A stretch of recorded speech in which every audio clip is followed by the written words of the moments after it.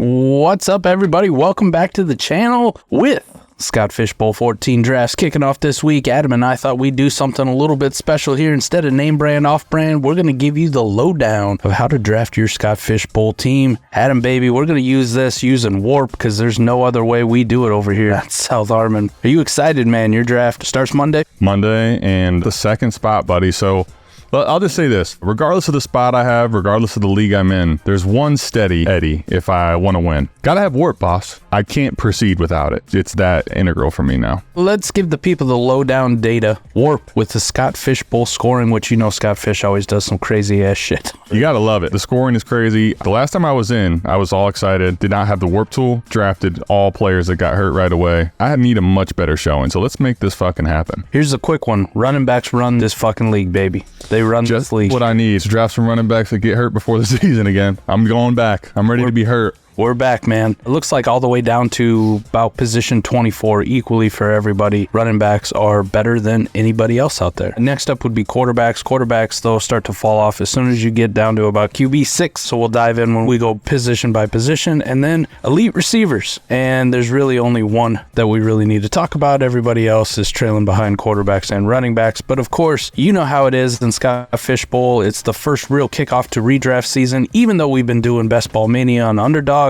I imagine, Adam, in our drafts, we're going to see a shit ton of wide receivers go early because people are going to have that half-point PPR Underdog Best Ball Mania mindset of just, I got to get all these fucking receivers. So, quick pointer for me, let them fucking have it.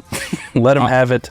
Tight ends are dog shit, so let's not even worry about those guys. I don't pay much attention to the rookie line and redraft unless it's higher than this. I'm kind of curious what your thoughts are then at the first few picks. I got the number 2 overall pick. You're closer to the back part of the draft, right? Picking 9. Like, if you're in the early part, I'm curious where your thoughts are at there. There's only a conversation for 2 people at the top for me. It's Christian McCaffrey or CeeDee Lamb. I know Josh Allen right now is number 1 in ADP as far as all the live drafts that have gone on so far, what they've been tracking. I think that's wrong. And I'm a quarterback guy, Adam. But this isn't fucking Dynasty. Christian McCaffrey was damn near a 4 WoRP last year. 4 fucking wins by having Christian McCaffrey on your team. He was a 4 WoRP, not damn near. He was over 4. CeeDee Lamb right next to it, but here's the one thing about CeeDee Lamb that I'll put him in the conversation with, Adam, and you've done incredible work on this channel with the CeeDee Lamb buy video. Yeah. If you just look week 7 through the rest of the season when they got that offense right and started cranking it up, CeeDee Lamb's the number 1 player in WoRP. So for me, I do believe that's going to carry over to this year with that incredible amount of target share, the way they ran that offense. If it ain't broke, don't fucking fix it, and CeeDee Lamb actually outperformed Christian McCaffrey. So it's dealer's choice for me at the top, but first 2 picks should be Christian McCaffrey, CeeDee Lamb, no question. You know, Mike and I tend to agree on a lot of things. Now, when you listen to us on the channel disagree, you hear more of that because it's a little more infrequent. I'm right there with you, by the way. I didn't like pick number 2 with the design of that, but as I sit there with that pick, whatever happens at 1, I'm taking the other. I can't imagine that I have my pick of both unless, like you said, Josh Allen goes first, which if I do have my pick of both, that will be what happens. I'm kind of assuming that I'm going to take CeeDee or McCaffrey, whatever's there. If I was sitting at 3, I probably would consider Tyreek Hill, but I'll be honest with you, to me, it's very much those 2 guys, so I'm glad to hear you say that.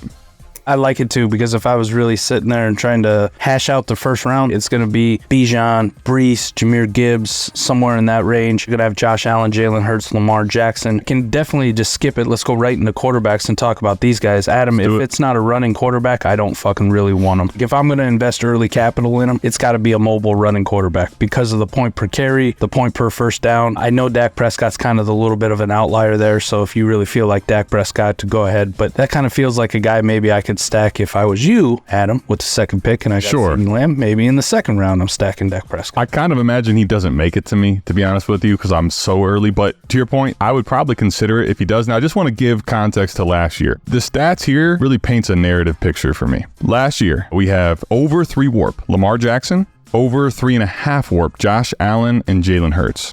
Dak Prescott, 2.64. Jordan Love, 2.38. Patrick Mahomes, 2.276. Russell Wilson was a 2.2, believe it or not. Number 7 WoRP in this league, Mike. Brock Purdy, number 8. Then all of a sudden, Justin Fields is at 9. Those are the only quarterbacks over 2 WoRP in this league. You have your elite rushers.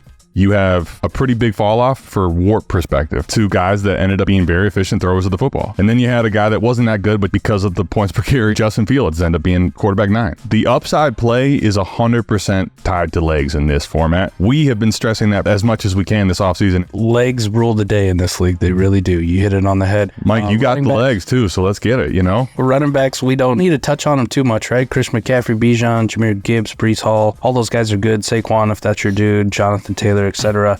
Everything else kind of becomes a little bit of a projection and a crapshoot, really. That's what I was going to kind of ask you. I think that's where when the lines look like this, when you get the green line really far ahead because it's running back rule of the world, here's where it becomes convoluted and tough right now is realistically outside of 5 to 7 running backs, I'm kind of going to be letting the field dictate what I do at the running back position, how early I go. But I'm curious your thoughts here because, dude, B-Rob was a 2 WoRP last year, 1.988. 18 running backs were 2 WoRP in this league last year. So it's like a weird conundrum. I don't want to draft him early, but I also don't want to get left behind at this position. It's a weird conundrum. Like this used to be what our bread and butter was. Let's go get the running backs. But now it's like, how do I dip my toes in this water, but also get all the way in? I don't know. For me, it's the elite guys. And then from 6 to 18 is pretty flat. And I can do a lot of mental gymnastics saying that this guy's going to be a top 18 running back. And if I got to like reach for RB7, 8, I'm good. I hit it on the back end. So running back was a pretty easy one for me to figure out because the elite guys are super elite just with this point per carry, points per first down. Volume's going to be king. So even guys like Najee Harris, if you project him to have the volume this year, could be sneaky bias, right? So just really think about running backs, how much work they're going to get, how much they're actually going to be rushing the football. Half points only receiving for the running backs. So the traditional, hey, let's get some of these third down types. It doesn't matter as much, man. We're going old school. We're going back to the Larry Johnson Chiefs days.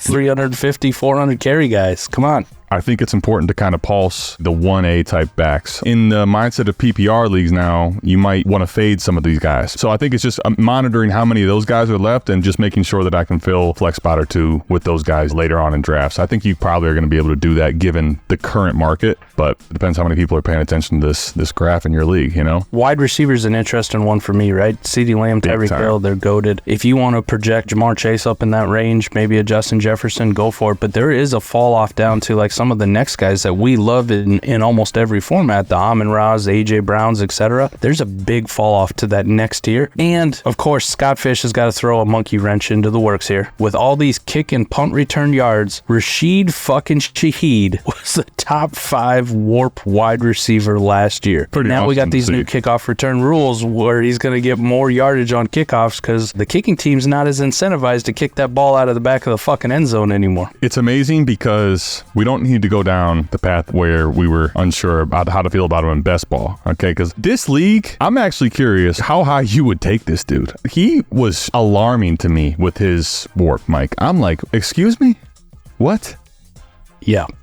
So here's the great thing about it. ADP has him outside the top 100 players drafted, and he is a top 20 WoRP option just on last year, and we expect that to take a step forward with his increased usage in the passing game, obviously, and with these new return rules. So once you get past the second round, all fucking bets are off, man. If you wanted to nab Rashid Shaheed, it actually might be a value to take his ass in the 3rd round of your Scott Fish Bowl. Unless you have the WoRP graph, do you have any idea how good he was in that format? You should, because a lot of people have access to the sleeper scoring where you can go back and just look at who scored what last year, but they don't pay attention enough. When I see an outlier like that, I'm like, wait, what happened? For example, Devontae Adams, last year on a WoRP per game perspective was wide receiver 18, but when I look at the receivers, and I'm curious where you're at here, Jacoby Myers and his teammate Devontae Adams, like they don't, you're better off having Jacoby Myers way later. Like their relevance to your team scoring,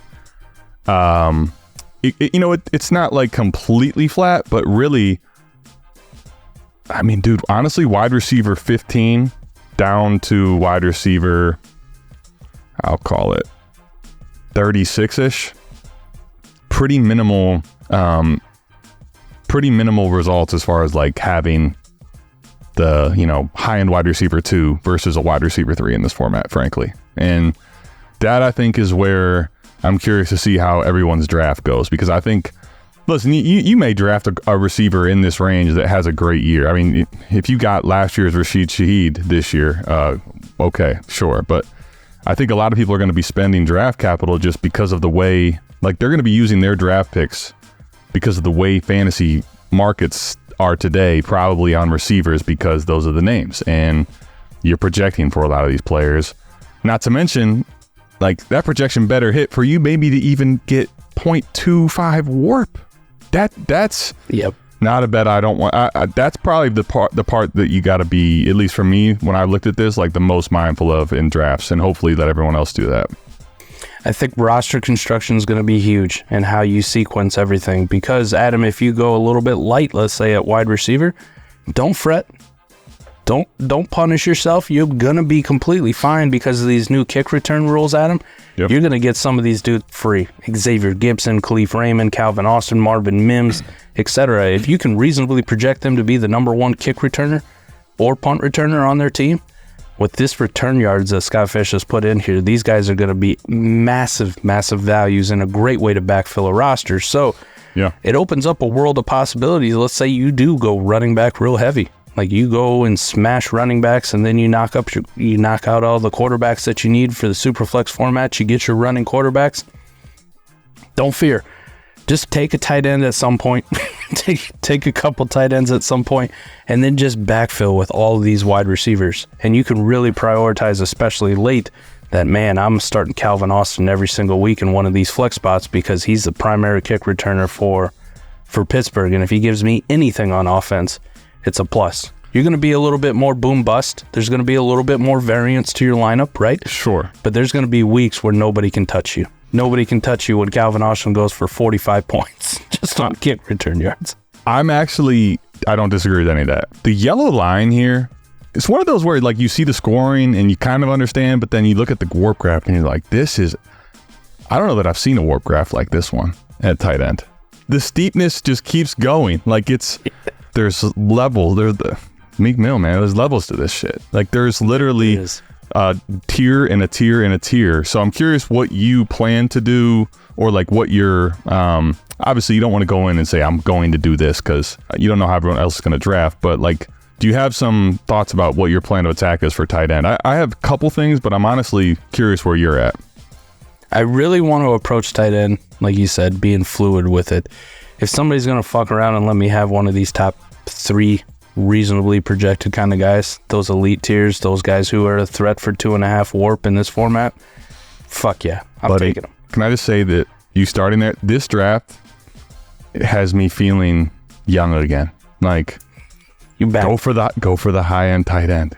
Go for that fucking running back, man. This is shit that I've had to teach myself not to do. But in this draft, I think I'm 100% with you. I kind of doubt that happens for the top 3 ones because their name cachet is so high. But I'm spot on with you actually. The next tier, I'm a little bit more hesitant. It's kind of got to be a value for me, and then you kind of fall into this trap. Like, all right, I want somebody that I can project maybe to be a tight end 1. If I can't find somebody who's going to be a tight end 1 at value, like say it's Dallas Goedert, Pat Freiermuth, David Njoku, Evan Ingram, somebody of that ilk. Yeah. If I can't reasonably project somebody in that range, Adam, I'm just looking for a tight end who's going to start for their team realistically, and then I'll just roll the dice every single week. Like, give me a guy who's starting for a team. I will say this is much different than how I approach normal tight ends, where I say they don't matter at all, and I will roster backup tight ends. Number 2 guys, because of the point per first down, the half point per first down, it really emphasizes guys who are on the field, in those crucial situations who are going to move the chains. Now, chain movers is literally that's the other thing. Like guys that are, there's almost a bump for the really important tight ends for their team because those guys are going to be getting heavy percentage of snaps already, but then like they're down good football. I mean, you just think about how many teams are going to rely on a guy like that type of a player to move the chains on 3rd and 6, 3rd and 8, whatever. So yeah, I'm with you, man. But I'm curious now, like, okay, you talked about the 2nd tier and the 3rd tier. When do we start if you don't get the top 3, because I'm going into it with the mindset like I'll take them at discount, but I just in my mind I'm not going to get it. If it happens, awesome. So then I guess the question is now, when do you feel confident, or where are you comfortable kind of looking at approaching the position and like picking some of those players out, I guess, or like which ones would those be? And then I think the second question I have that I'm not actually entirely sure on, I might check with Coop on this, but I'm curious your thoughts. Like, is there viability if people are fading tight end to consider flexing some? That's the other thing I have questions on. Now, obviously not the lower end ones, but like if I'm sitting around with a position to take a, you know, second guy that I think is a top 6-8 type finisher at the position because he's not someone's favorite tight end, like, do I double dip at that as opposed to going after some of these receivers that are very replaceable, it seems like, in this format? I'm actually kind of curious what your thoughts are on that and if you would consider that. And then also, like I said, the first question on the second tier guys. Early tight ends right now, early ADP on tight ends tells me that I'm probably not getting any values on any of these guys. You're just not. Probably not. I mean, you got 13, 14 tight ends going in the top 100 of players drafted at them right now. It's actually crazy how much the people are pushing those tight ends up. So I'll probably say this: I'm going to end up with probably not a lot of tight ends. Now, maybe you got to be that guy in the second round who takes one of those top 3 guys. You know, a Laporta falls to you, a McBride, or whoever it is, whoever you project to be one of the top guys. Right. That's kind of got to be where you make your decision, where you make your money. Because really right now, looking at ADP after that, there's not a lot of value pockets at the tight end so far. And we'll see how this kind of plays out in each individual draft. But I think it's either the haves or the have-nots. Well, yeah, I'm with you. Yeah. But I think it's like, okay, probably you're not going to get a second one if you don't get a top, if you're not one of the first people taking tight end, right? But my thinking is like, if I do have a top, it doesn't have to be a top 3, but if I have a top 5 or 6 tight end, right? So now it's almost like this push and pull game where, like, I've, in a weird way, a little bit like the quarterback hoarding mentality. It's like I've invested early because that's where the WoRP is, and you guys were fading it. The reason I'm drafting early is because people were probably pushing it further than ADP. I'm not going to reach for these guys. But now it's like, okay, all of a sudden a guy like Ingram is still maybe around, or a guy like Kittle, or a guy like Njoku, right? And you're sitting there with the choice of him versus, like, the options are going to be, are any of the running backs that you project to be top 15, 18 backs out there? If that's the case, I'm taking probably the back there. But if it's not, like if we're dried out of a lot of those running back names, if I'm sitting there with the choice of one of those tight ends versus, you know, gosh, I'm just thinking, like, there's just so many receivers that I don't really want to be drafting. Probably where their ADP is going. That's I think the conversation that I'm having, or just thinking about. I'm not even sure that I'm going to be faced with this conversation. So just to give you an example, where Evan Ingram's going is the 34th pick right now. So just at the end of the 3rd round. Which would be the receivers in that range are like who? So the receivers right around that range, Marvin Harrison, Devontae Adams, Chris Olave, Drake London, etc. Other players at other outside positions. of Marv, if you think Marv's gonna be really great, and I could see it, but like, man, those are the type of receivers that really make me nervous about drafting in this format, right? Other positions though that make it unlikely for me to take a tight end that high, especially a guy who's gonna be probably tight end 6, 7 off the board at that point. Yeah, he's going as ADP in our draft, and the Scott Fish Bowls is he's between 7 and 8. Him and Kittle are literally back-to-back picks, 7 and 8. Jaden Daniels. What'd I say about Russian quarterback? Sure. Derrick Henry. What'd we say about the... if it's Derrick Henry versus... Like, if it's any of the top, I'd say what I think are 10 to 12 running backs, Henry would be a easy smash for me, especially given that I think he's going to get a ton of carries, man. I'm with you. Other receivers possibly in that scenario, Garrett Wilson. You know how we feel about him this upcoming year. Saquon Barkley for running backs. But yeah, if I'm faced with like Josh Jacobs or Evan Ingram, I think that's a realistic conversation right there. I'm literally thinking, Mike, just exactly what you just said. I'm thinking like, okay, Henry's off, A-Chain's off. Now it's like Jacobs, White, Cook, the tight ends, and then we're talking like the Devontae Adams, the Londons, like the Olaves. That conversation, I feel like, is something that I know ADP is probably saying the tight ends are gone, but I think that's something that you could very easily be faced with in a draft. And I'm just kind of curious.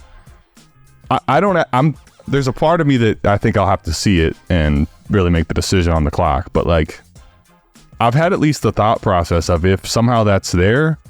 Like, here's what I don't want to do. I probably, as much as I don't project and like Josh Jacobs this year, I might even consider that. But I really don't want to be Mike, the person that's in the business of drafting Olave or Adams or something like that, and because for that to be the payoff we just talked about in WoRP, like they're gonna have to be top 6 options at the position. They're gonna have to get really high, right? Even if let's say historically they're top 6, that's a 1.57 WoRP historically, which equates to about the same as RB15, which isn't Josh very Jacobs. high bar to. Yeah. I mean, Josh Jacobs, so, I think could be in the range of RB15 and 18 even. Like, what's your thought process on that?